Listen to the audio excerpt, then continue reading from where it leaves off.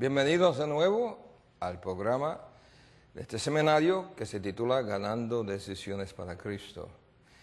Si se acuerdan, en la última ocasión que estuvimos juntos, estábamos hablando de cómo obra el Espíritu de Dios, comparado al soplo, y entonces el hombre, representado por un árbol, y notando cuándo es que el Espíritu de Dios se mueve sobre la persona y las indicaciones mostrando que en realidad hay una presencia ahí que aunque no se ve, se puede sentir y se puede ver por las manifestaciones que son obvias al ojo, aunque no puedan ser obvias en el sentido de que uno no puede ver lo que está por dentro, pero puede ver lo que está sucediendo afuera. Así como el viento sopla sobre el árbol, uno puede ver que el árbol se mueve, pero no puede ver el viento que está soplando.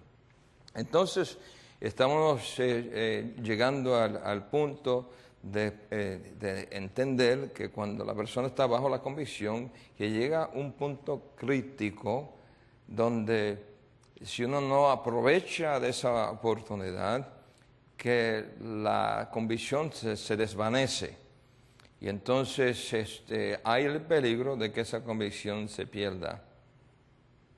Yo no sé cuántos de ustedes conocen en Mateo, cuando Jesús estaba hablando concerniente al Espíritu Santo, y se está hablando de aquel pecado imperdonado. ¿Se acuerdan ustedes?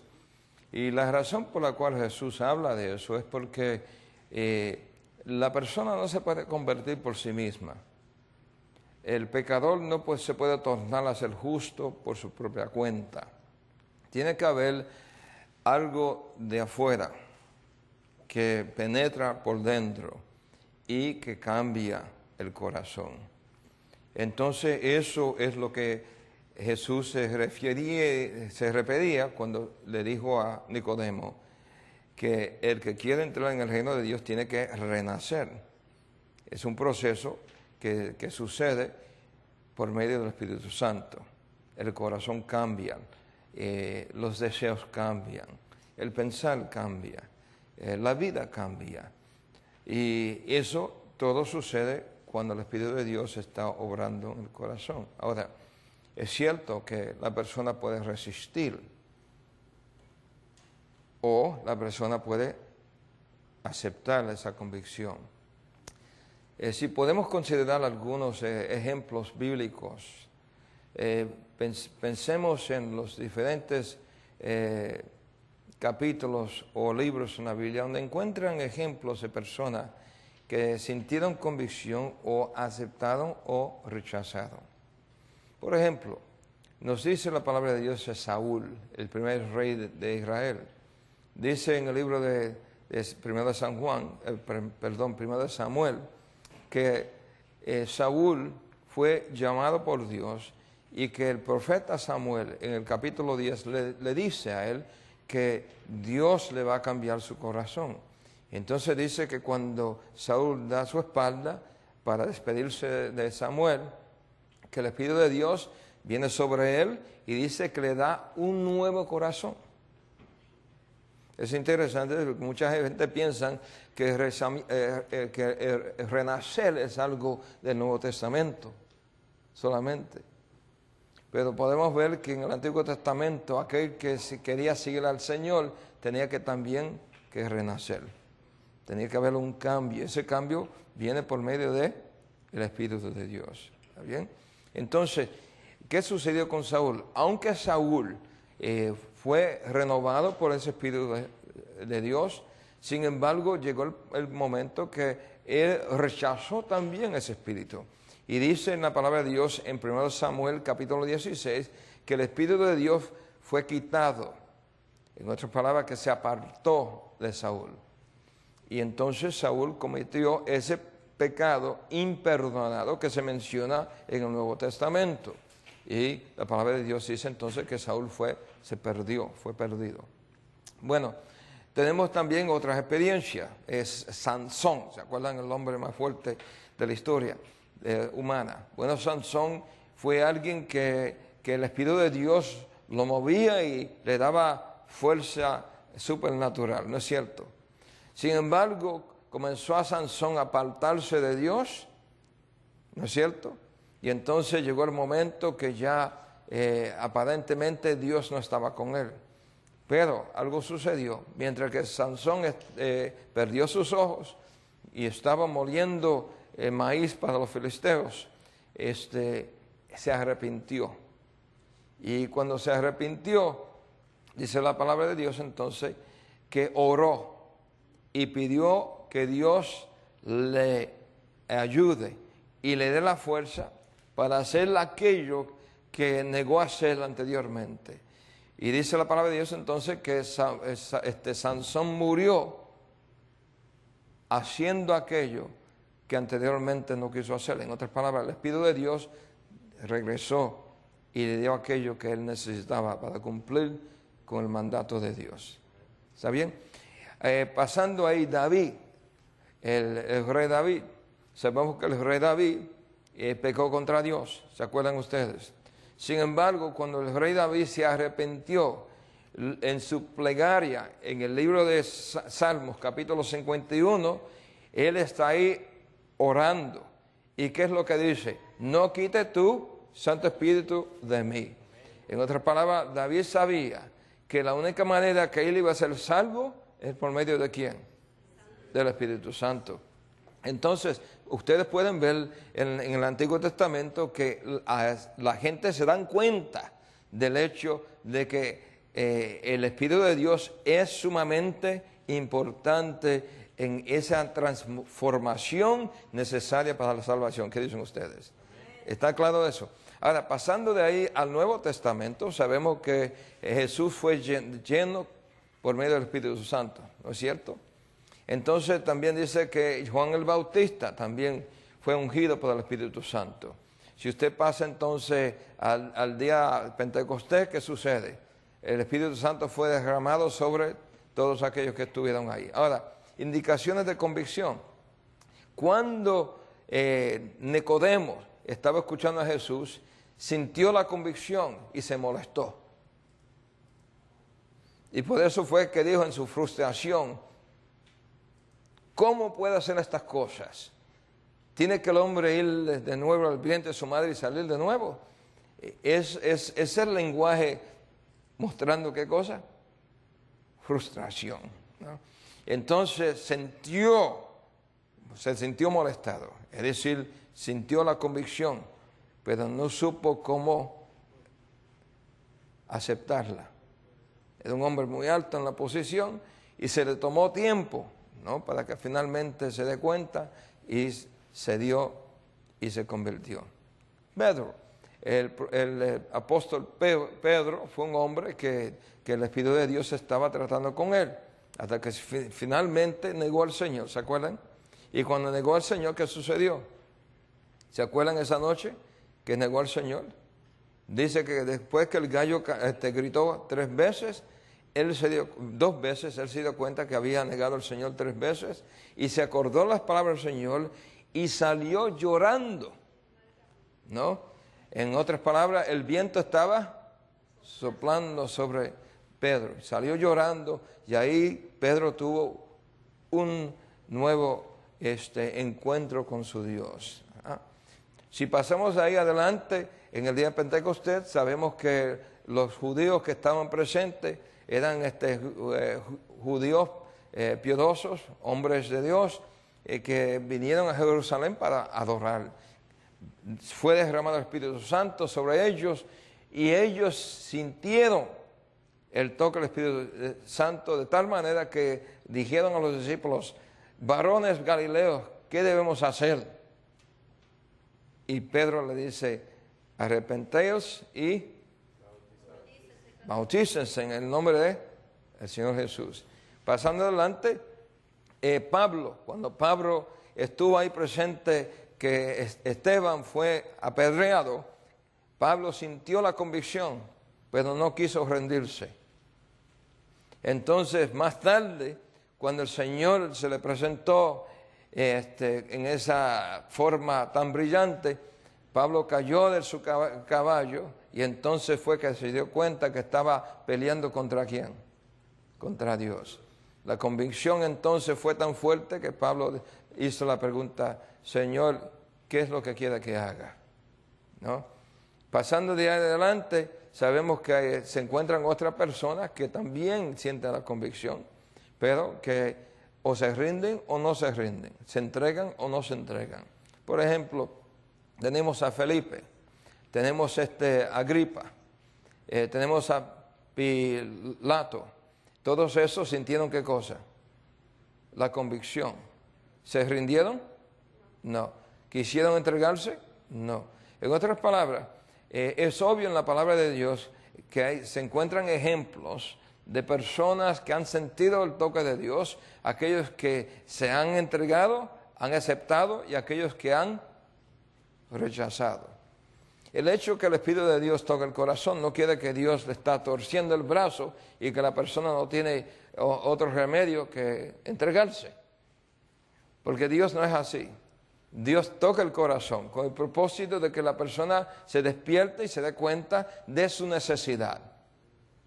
Y cuando la persona entonces se da cuenta de su necesidad, entonces tiene que haber alguien que pueda ayudarle a entender qué es lo que debe hacer para tener ese encuentro con su Dios. Porque muchas veces, como dije anteriormente, mucha gente no entiende quién es el Espíritu de Dios. Muchos no saben de qué se trata, por qué se sienten frustrados, por qué se sienten molestados, por qué se sienten torturados, por qué es que se molestan.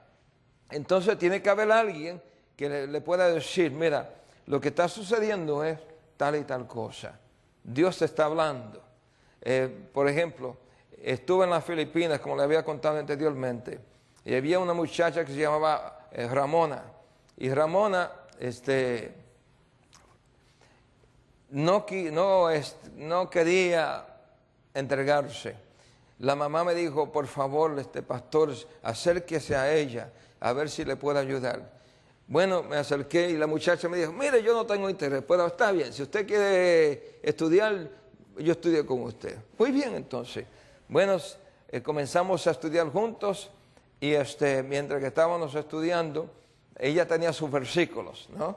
También vino preparada para lidiar, para pelear con uno, ¿no? Y entonces yo la escuchaba, le daba los otros versículos y así siguió la batalla. Finalmente, aclaré todas las objeciones que tenía.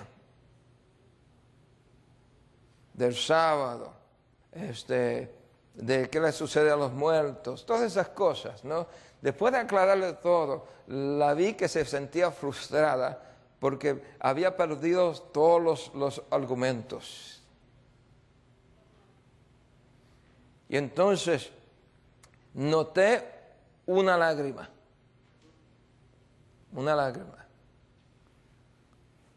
Y entonces me dice, yo no quiero ser adventista.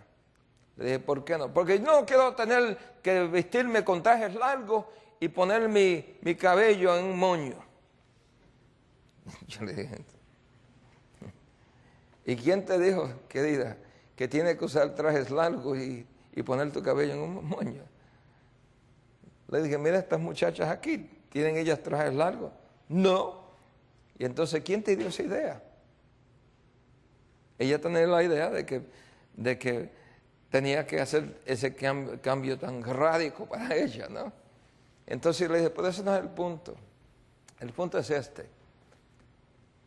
Tú estás molestada porque tiene convicción.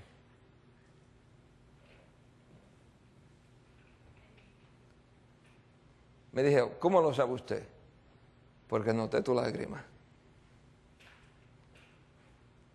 Me dijo, tiene razón. Pastor, usted tiene razón, me dice. Yo le dije, el problema no es el moño o el traje, porque la persona que ama a Jesús, si Jesús le pide que haga esto, lo hace. Aquel que ama a Dios, no hay nada que no se atreva a hacer por su Dios, si lo ama. La pregunta es esta, ¿amas tú a Jesús? Y entonces ella, contemplando mi pregunta, dice, sí. Entonces le dije, entonces, ¿te atreves a entregar tu vida al Señor? No importa lo que te pida que hagas. Bueno, si lo pone así, me atrevo. Entonces, le dije, vamos a tener un bautismo aquí. ¿Quisieras tú ser parte de ese bautismo? Me dijo, sí. Bautizamos a 500 almas en ese sábado y ella fue una de esas que fue bautizada. Yo noté, ¿qué cosa? Lágrima. Y cuando vi la lágrima, ya sabía qué estaba sucediendo. Que el Espíritu de Dios se estaba moviendo en el corazón. ¿Entiendes lo que estoy diciendo? Entonces, uno siempre tiene que estar observando, fijándose, mirando. ¿Qué está sucediendo con esa persona? ¿Qué está pasando? Porque cuando uno puede notar esas cosas, entonces ya ves que el momento oportuno llegó. ¿Entiendes? Ya llegó el tiempo de la cosecha. Ya vino ese momento. Ahora, noten que le estaba explicando cómo en la Biblia se encuentran diferentes reacciones a la comisión, ¿no?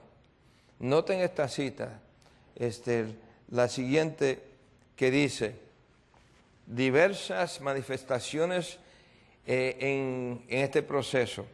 No todos están constituidos de la misma manera, no todas las conversiones son ¿qué? Iguales. Dice entonces, Jesús impresiona el corazón y el pecador renace para vivir una vida nueva. A menudo las almas han sido atraídas a Cristo sin que, ¿qué cosa? Mediana una convicción violenta. Déjame explicarles lo que estoy diciendo. Yo tengo que tener cuidado, porque en algunas ocasiones me piden que dé mi testimonio.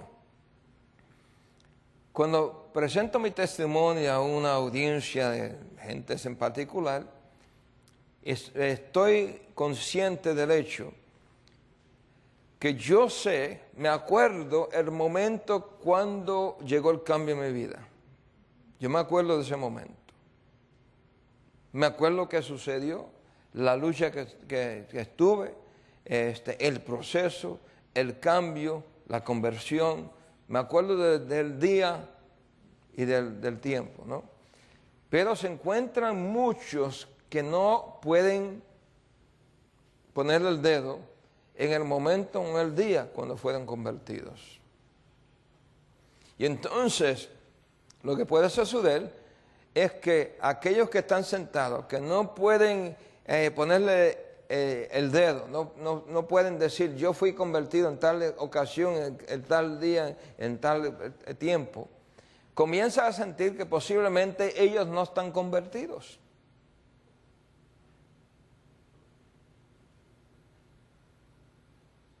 Porque dicen, bueno,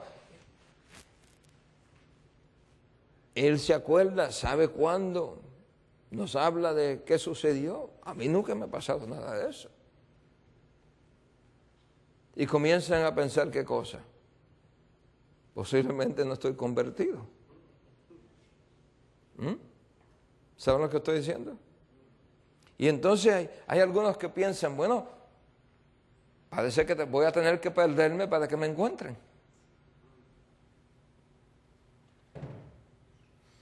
Ese es el peligro de testimonios tales como de aquellos que pueden acordarse. Por ejemplo, vamos a anotar dos ejemplos en la Biblia.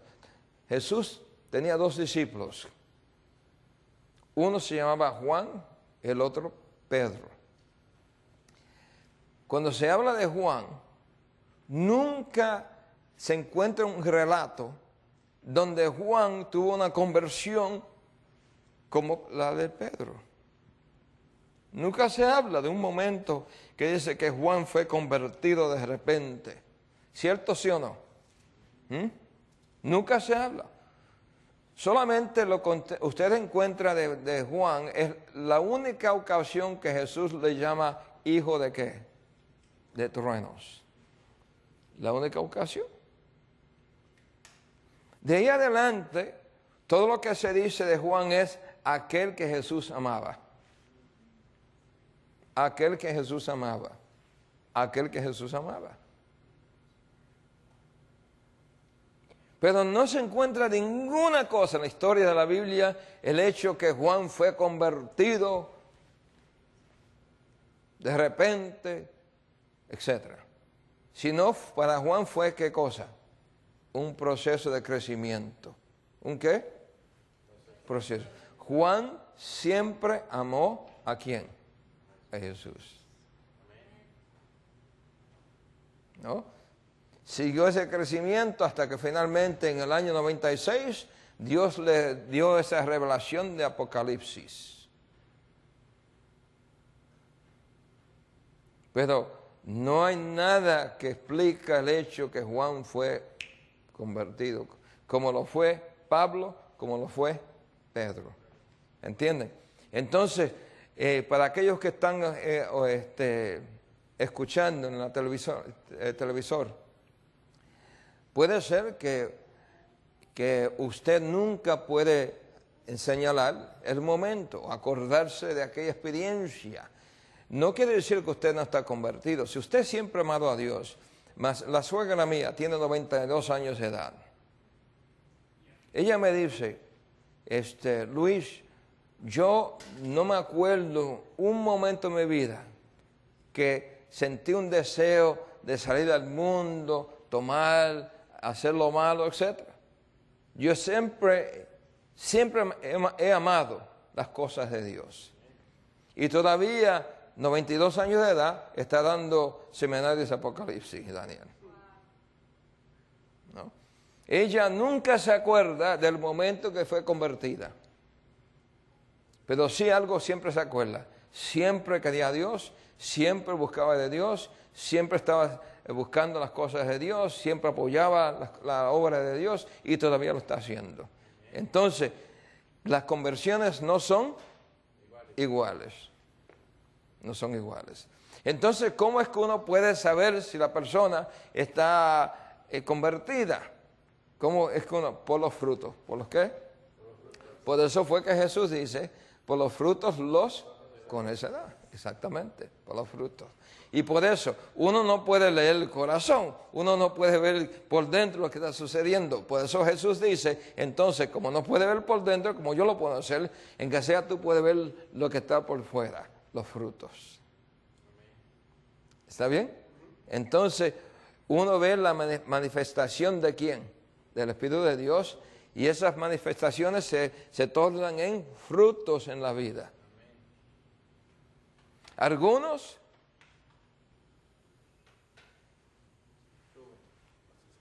poco a poco, otros de repente.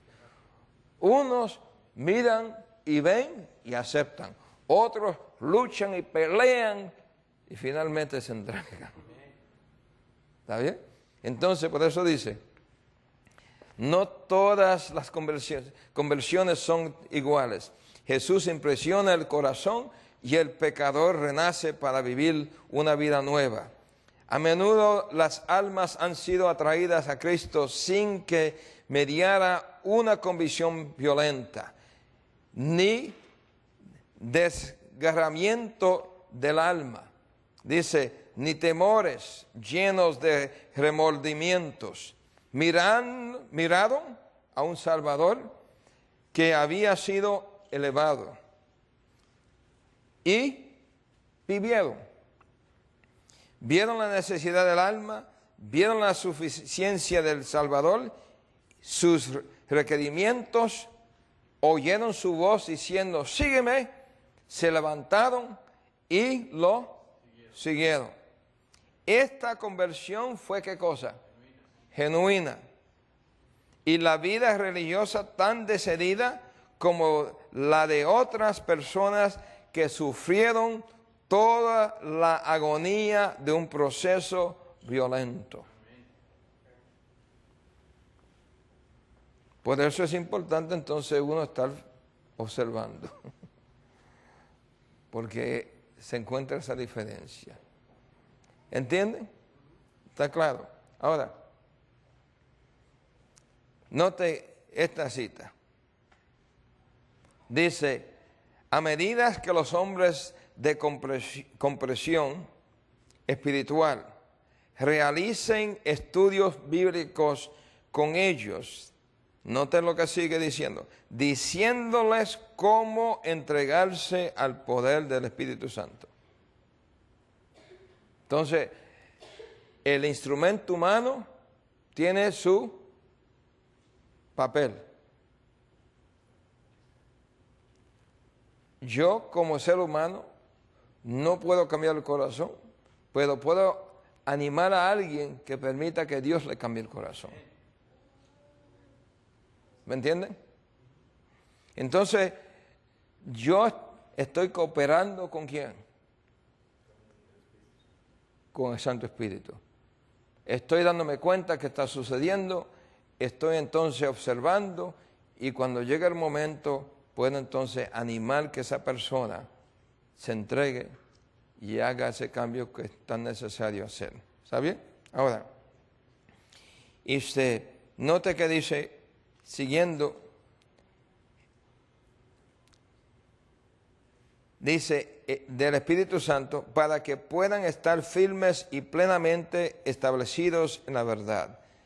Se irá revelando el poder de Dios. En otras palabras, si yo le digo a la persona que debe hacer, cómo entregarse a Dios, el poder del Espíritu Santo será revelado.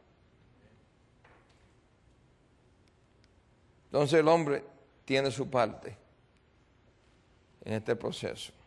Ahora, ¿cómo es que se gana una decisión? Tiene que ¿qué?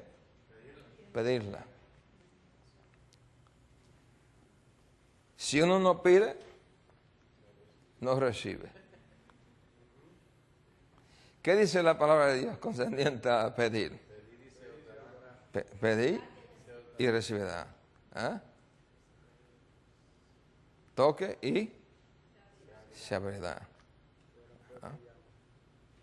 ¿Entiende? Busque y encontrarás. Muchas personas esperan que aquellos alumnos de ellos, del estudio bíblico, que hagan su decisión. Pues esa gente no se decide. Miren, cuando usted va a comprar un auto o va a comprar alguna cosa, especialmente aquellos que venden autos, ¿no? ¿Qué es lo que hace esa gente? Permiten que usted reciba la información, que se vaya y no le dicen nada a uno. ¿Qué es lo que hacen?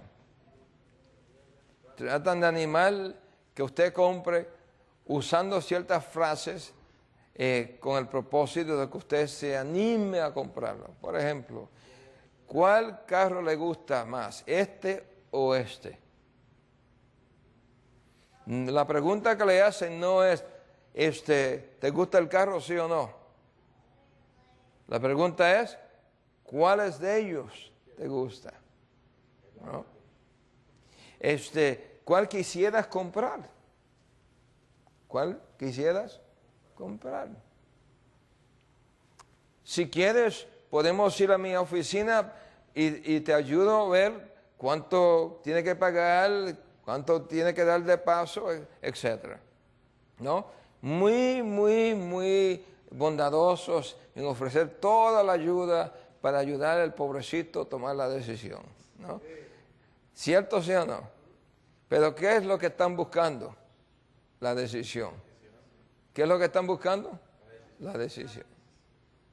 Entonces, si es cierto que aún en la venta alguien tiene que ayudarle a usted que compre, entonces cuando se habla de la cosa espiritual, aún más importante, que nosotros podamos aprender cómo hacer esas preguntas que puedan ayudar a una persona a tomar esa decisión. ¿Está bien? ¿Claro, sí o no? Entonces, pedirla. ¿Hacer qué cosa? Pedirla. Pero ¿cómo se pide la decisión? ¿Cómo se hace? Se hace así. Cuando yo estoy tratando con alguien y tengo el deseo de que esa persona haga la decisión, en primer lugar tengo que observar a ver si hay convicción. Ya que noto que hay convicción, entonces puedo hacerle esta pregunta. ¿Qué te impide aceptar al Señor como tu Salvador? ¿Qué? ¿Qué te impide? ¿No? Escriban esa pregunta. ¿Qué te impide? Porque es importante. ¿Qué te impide? La persona que va a pedir que una persona haga la decisión, uno no puede decir, mira, entonces decide en este momento. No. Uno tiene que ayudarle a la persona a darse cuenta que tiene que hacer una decisión en favor de lo que ha escuchado. ¿Entienden? Pero tiene que ser la decisión de la persona, no mi decisión, sino la decisión de esa persona. Y entonces le tengo que hacer la pregunta, ¿qué te impide? Ahora, cuando usted haga esa pregunta, ¿qué te impide? Siempre va a encontrar que la gente tengan objeciones. ¿Está bien?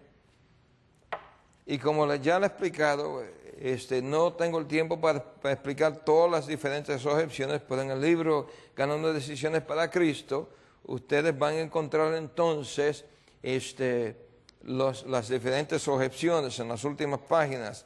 Hay una gran lista de objeciones y los versículos para dar la respuesta o contestarles a aquellos que tienen los problemas. Acuérdense de esto, que cuando la persona está bajo convicción, no solamente es el Espíritu de Dios que está obrando en el corazón de esa persona, pero también está obrando ¿quién más? El enemigo. El enemigo no quiere que la persona haga la decisión. Y entonces lo que sucede es que el enemigo le trae al pensamiento de esa persona todas las cosas que son difíciles sobrevencer. ¿Está bien? Sea mi trabajo, que mi esposa, que esto, que lo otro. Siempre hay diferentes objeciones. Ahora, lo importante es primero hacer la pregunta. ¿Qué te impide aceptar al Señor? ¿O qué te impide aceptar el sábado? ¿Qué te impide? Esa es la pregunta, ¿está bien? Ahora, vamos a decir que la persona tenga algún problema, algún desafío en su vida. El diablo hace la persona pensar que este monte es inmudable, no se va a mover. Ahora, aquel que no entiende que Dios es todopoderoso, comienza a ver la cosa como que Él lo tiene que mover él. Y se da cuenta que Él no tiene la fuerza, el poder necesario para mover el monte. ¿Entienden lo que estoy diciendo? Entonces, hay la posibilidad que la persona pierda el ánimo de tomarle la decisión porque ve que es imposible. Por eso, cuando usted hace la pregunta, ¿qué le impide?, da la oportunidad a la persona de decirle a usted, tengo este problema, o nada. Por ejemplo, estaba yo dando un seminario tal como este en GYC, en Baltimore, cuando se celebró en Baltimore en inglés. Y había no me acuerdo cuánta gente, 200, 300 personas en mi clase. Y decidí escoger una persona que estaba asistiendo para que pase al frente y dar una demostración de cómo conducir a una persona a aceptar al Señor Jesús como su Salvador. La persona fue muy noble y pasó al frente y participó. El problema fue que me di cuenta que esta persona no había aceptado al Señor Jesús como su Salvador. Yo la vi ahí Y entonces solamente la invité. Señora, ¿usted quisiera pasar al frente y ayudarme para que yo pueda así demostrar? Sí, pasó ella. Una señora muy bien vestida, abogada en Washington, D.C. Entonces, comencé con el proceso y le hice la pregunta, ¿qué le impide? Y entonces me dice ella, no soy digna.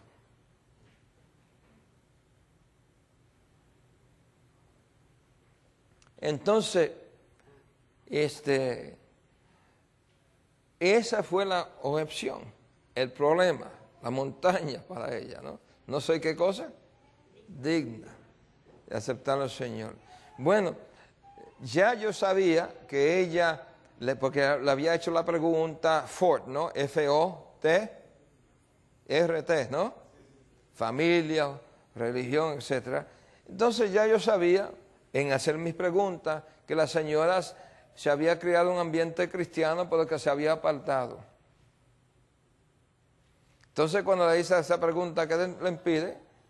Ella se sentía que no era digna porque ya le había dado su espalda al Señor en su niñez.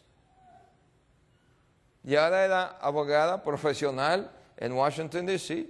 y pensó que tenía que primero arreglar su vida para después pedir que el Señor entre en su corazón.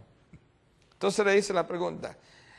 Bueno, primero le mostré en el libro de Jeremías, que dice, ¿puede el leopardo cambiar sus qué? Sus manchas. ¿Qué es la respuesta? No. ¿Puede el etiopeo cambiar su piel? ¿Qué es la respuesta? No. Entonces dice, ¿cómo es que tú, siendo pecador, puedes hacer lo bueno? Entonces, le leí eso a ella, ¿no? Entonces, le pregunté, ¿he tratado usted cambiar su vida? Sí. ¿He logrado? No. Si no he logrado en su propia fuerza hacer el cambio, entonces, ¿a quién necesita para lograr ese cambio? Ella se dio cuenta y vio una lágrima. ¿Vi qué? Y después vi otra lágrima. Entonces ya supe que qué cosa, que el viento estaba soplando. Entonces le dije, bueno, si no lo puedes hacer en tu propia fuerza, ¿a quién necesita? Me dice el Señor. Entonces, ¿qué le impide invitar al Señor que entre en su corazón para que el Señor le pueda ayudar a hacer ese cambio? Me dijo, nada. Nos arrodillamos y todos los que estaban presentes se dieron cuenta que esto se tornó no una práctica, sino en algo real. Y la mujer se convirtió en ese momento. Cuando terminamos, se me acercó la amiga, porque se habían criado en la iglesia cuando eran niñas y iban a la escuela sabática, ¿no? Se habían criado juntas, pero se habían apartado. La amiga todavía era fiel, la otra amiga había abandonado la fe.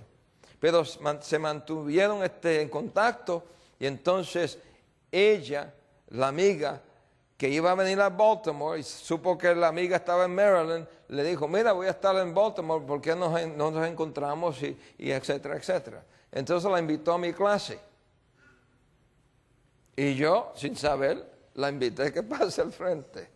Pero fue increíble, porque la amiga vino casi, bueno, estaba ella entusiasmada y con gran gratitud me dijo, pastor, usted no sabe lo contenta que estoy. Yo estaba orando por mi amiga por muchos años y la señora me dijo, pastor, quiero agradecerle en ayudarme a aceptar al Señor Jesús como mi Salvador. ¿Está bien? Entonces, la gente tiene ¿qué cosa? Objeciones. Le voy a dar otro relato. Había un señor que la esposa era cristiana, él no era. Y entonces estaban participando, asistiendo a la campaña evangelística que estaba llevando a cabo en la Florida. Bueno, cuando La señora me dice, pastor, ¿por qué usted no visita a mi esposo? Él no se ha bautizado. Yo le he hablado y no se quiere bautizar. No sé qué hacer. Pero está bien, yo voy, pero por favor, yo quiero estar con su esposo solo. No quiero que usted esté presente. ¿Por qué no? Yo le dije, no quiero que esté presente. Cuando yo llegue, usted se despida, haga algo. Cuando llega a la casa, se sienta con nosotros. Pues yo no comencé con el Señor hasta que ella no se dio cuenta que yo le estaba dando el ojo. Porque si ella estaba tratando de hacer lo que se bautice y él estaba resistiendo, entonces con ella presente iba a seguir con la resistencia. ¿Entiende? Entonces yo no quería ser obstáculo en el medio mientras que yo estaba tratando con ese hombre. Bueno, llegué a la casa, finalmente ella se fue y comencé con el proceso de conocernos. De nuevo, ¿qué cosa? For, F-O-R. Entonces, mi testimonio. Lo que sucedió fue que el hombre era de Canadá, se había mudado para allá, para la Florida, estaban casados, ella se había creado en la iglesia, él no, y entonces él ya estaba asistiendo a la iglesia por varios años, iba cada sábado, él estudiaba en la escuela sabática, pagaba el diezmo, etc. Era adventista en su estilo de vivir, ¿entienden lo que estoy diciendo? Pero que no se bautizaba. Y entonces, cuando llego yo y le hago las preguntas, etc., el hombre me dice, no, que me encanta la iglesia y cómo le gustan las presentaciones. Estoy aprendiendo más, he aprendido más en 3 semanas que en toda mi vida, me dice, de la Biblia. Bueno, alabado sea el Señor. Sí me encanta ir todas las noches, ¿no? Bueno, ¿y qué le parece el sábado? Bueno, la palabra de Dios dice que es el día de reposo, dice el Señor. Entonces, usted observa, ¿cómo no? Eso es lo que dice la Biblia. Entonces, ¿y qué piensa usted de la venida del Señor? No, que el Señor viene pronto. Dice la palabra de Dios que Él viene pronto. ¿Y qué piensa usted concerniente a los muertos? Bueno, que dice la palabra de Dios que están durmiendo. Bueno, tienes razón, le dije. Y entonces estaba yo repasando las enseñanzas de Cristo para ver si Él había ya aceptado o no quería aceptar ciertas enseñanzas. Pero Él creía en todas las enseñanzas de Cristo, menos el bautismo.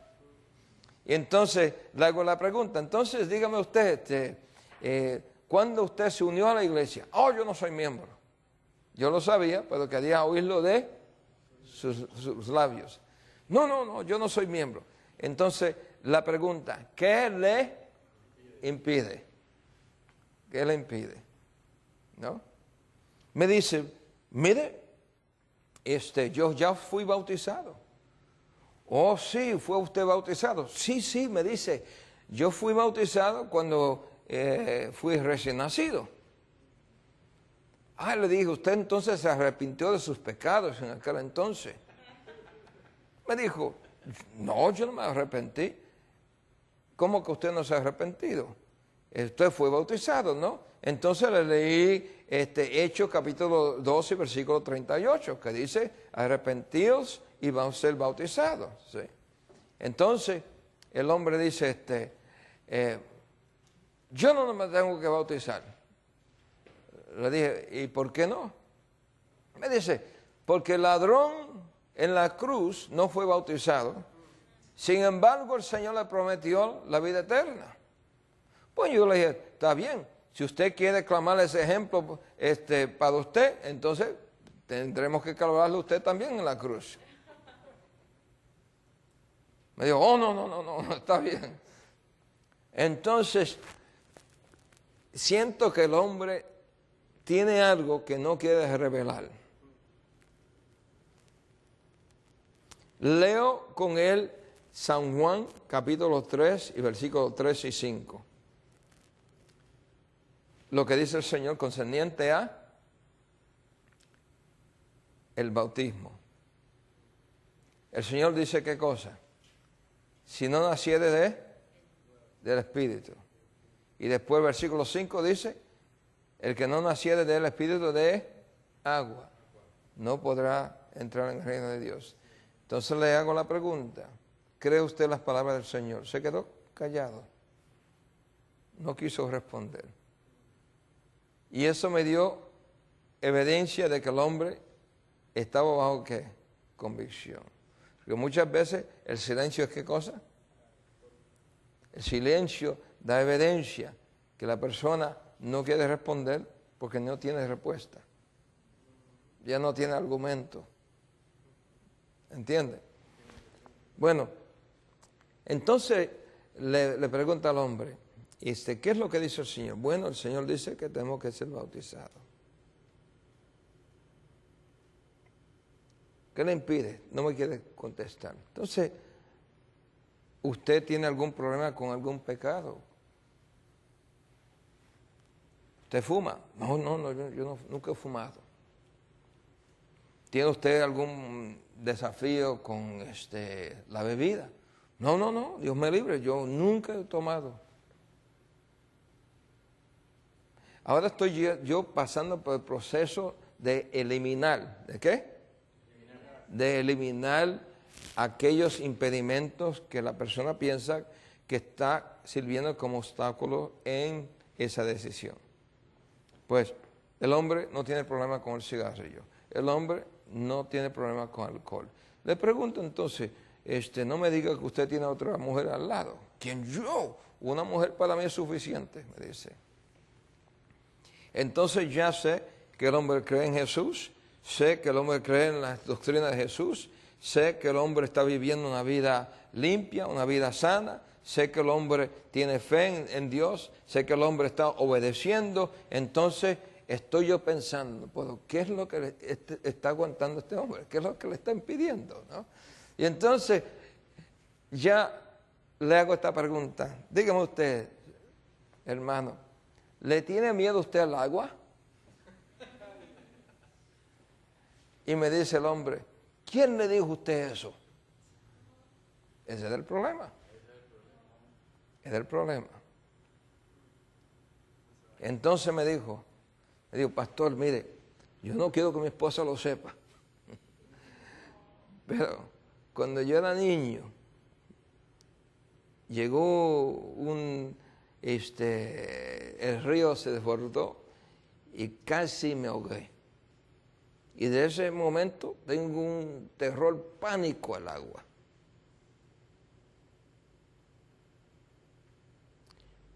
Pero como soy hombre, me avergüenzo decirle a mi esposa que le tengo miedo al agua. Casado, pero la esposa nunca supo que el problema era que le tenía el miedo al agua. Entonces le digo, mire hermano, si usted tiene ese miedo al agua, ¿quién es el que le está dando ese miedo? ¿Dios o Satanás? Porque ahora he averiguado que es el problema, ¿no? Y acuérdense de esto, cuando uno encuentra la objeción, tiene que resolver la objeción y regresar a la invitación. Escríbalo. ¿Resolver qué cosa? La objeción y regresar a qué cosa? La invitación. ¿Está bien? Entonces, ¿qué hago? Le pregunto, ¿quién es que le está dando ese temor a usted? ¿Es Dios o Satanás? Bueno, le digo, ¿quiere Dios que usted se bautice? Dice, sí. Entonces, si Dios quiere que usted se bautice y usted le tiene miedo al agua, ¿quién es el que le está poniendo ese miedo a usted? Bueno, es Satanás. Entonces, ¿quiere usted obedecer la voz de Dios o quiere usted obedecer la voz de Satanás? No, yo no quiero obedecer la voz de Satanás, dice. Bueno, entonces, vamos a ver si con la ayuda de Dios usted puede vencer ese problema. Y si usted quiere, le puedo poner 14 diáconos en el bautisterio. Y nunca hemos perdido a nadie en el bautisterio. Porque la palabra de Dios, el que se bautiza será salvo. Me dijo, bueno, pastor, mire, yo no necesito 14 diáconos. 4 son suficientes. Entonces le dije, está bien, le ponemos 4 diáconos. Llega el día y el hombre no aparece. No llegó. La esposa vino avergonzada. Oh, pastor, no se han de esconder mi cara. No se puede, hermana. Lo visito. El domingo visito al hombre. ¿Qué pasó, Dan? Se llamaba Dan. ¿Qué pasó, Dan? Me dice, pastor, me dio miedo. ¿Está bien? Le dije. Vamos a buscar algunas promesas. Busqué promesas en la palabra de Dios concerniente al miedo a las aguas. El que pasa por las aguas, dice Isaías, ¿no es cierto? Hay promesas en la palabra de Dios. Entonces le di las promesas, nos arrodillamos, el hombre decidió vencer y se comprometió a estar en el bautisterio el sábado. El sábado llega el hombre. Y cuando se pone la toga, es obvio que el hombre está temblando porque la toga se está moviendo, ¿no? ¿Entienden lo que estoy diciendo? Entonces, le dije, ¿está bien? No, sí, estoy bien. ¿No? Entonces, finalmente entra en el bautisterio. Enseguida que se bautiza y rompe del agua, dice, si supiera que era tan fácil, lo hubiera hecho antes de esto. Se bautizó el hombre.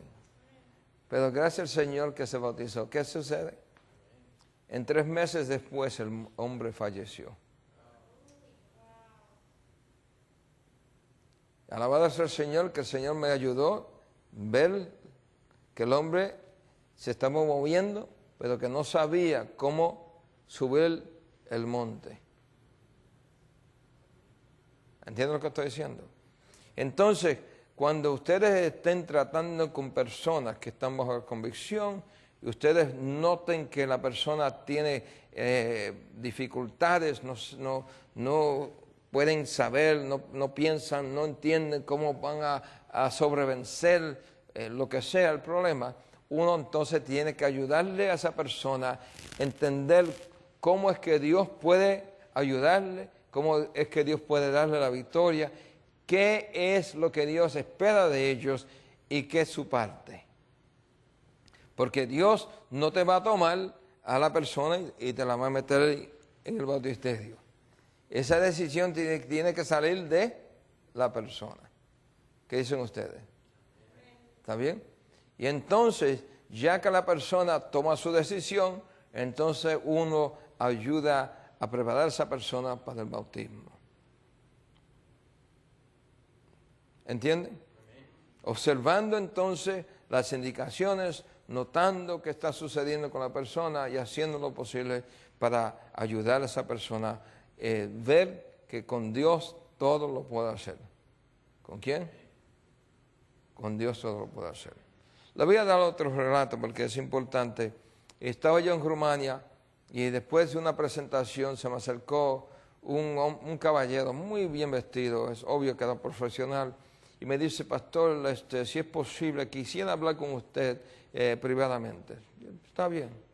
Entonces nos sentamos y él me dice, pastor, yo quisiera ser cristiano, pero el problema es que le pido, entonces, ¿qué le impide a usted ser cristiano? Me dice, bueno, es que estoy viviendo con una mujer y sé que eso no agrada al Señor. Y entonces me dice, no sé qué hacer.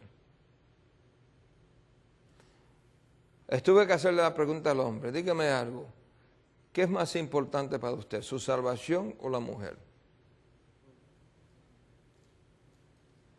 Me dice, mi salvación. Está bien, le dije.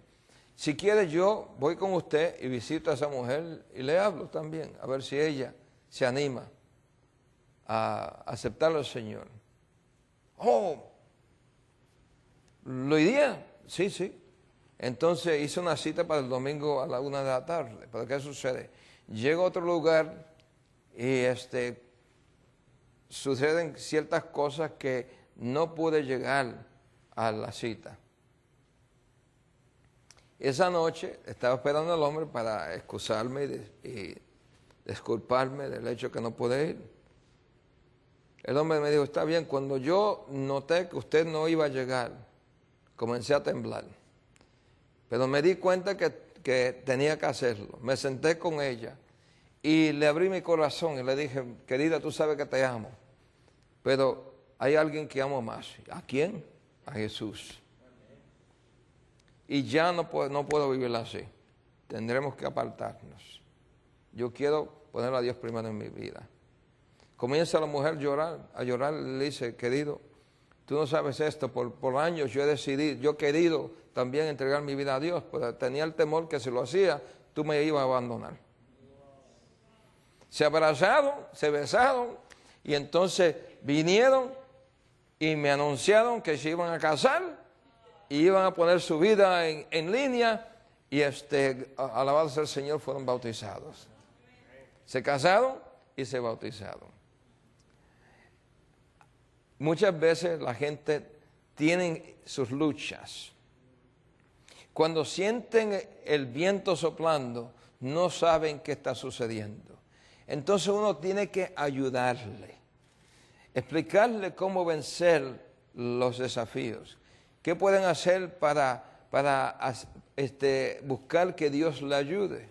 Y entonces pueden confiar que Dios le va a dar la ayuda. Y así es que podemos ayudar a la persona a vencer en su vida. Oremos. Amantísimo Padre, te agradecemos tanto porque nos ayuda a entender que aunque hay desafíos en nuestras vidas y en la vida de otros, que tú nos ayudarás. Bendícenos y ayúdanos a entender cómo mejor conducir a otros a tus pies, en el nombre de Jesús. Amén.